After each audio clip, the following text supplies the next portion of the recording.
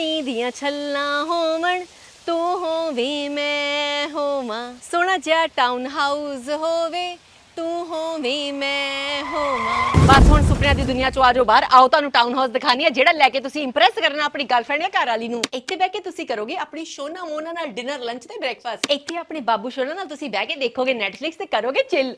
ਇੱਥੇ ਤੁਸੀਂ ਆਪਣੇ ਬਾਬੂ ਸ਼ੋਨਾ ਤੋਂ ਭਾਂਡੇ ਮਜਵਾਓ ਤੇ ਰੋਟੀਆਂ ਪਕਵਾਓਗੇ।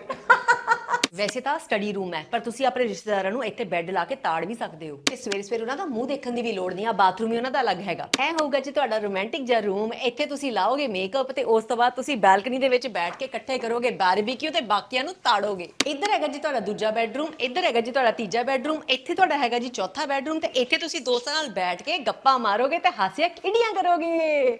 ਹਾਂਜੀ, ਫਿਰ ਟਾਊਨ ਹਾਊਸ ਪਸੰਦ ਆਇਆ? ਜੇ ਪਸੰਦ ਆਇਆ ਤਾਂ ਫਿਰ ਭੇਜੋ ਹੁਣੇ ਦੇ ਹੁਣੇ ਟੋਕਨ ਮਨੀ, ਕਿਉਂਕਿ ਡਮੈਕ ਆਈਲੈਂਡ ਦਾ ਫੇਜ਼ 2 ਲਾਂਚ ਹੋ ਰਿਹਾ ਹੈ। ਇਸ ਤੋਂ ਪਹਿਲਾਂ ਸੋਲਡ ਆਊਟ ਹੋ ਜੇ, ਆਪਣਾ ਪੈਸਾ ਹੁਣੇ ਦੇ ਹੁਣੇ ਮਮਤਾ ਨੂੰ ਭੇਜ ਦਿਓ ਤੇ ਕਾਲ ਮੀ।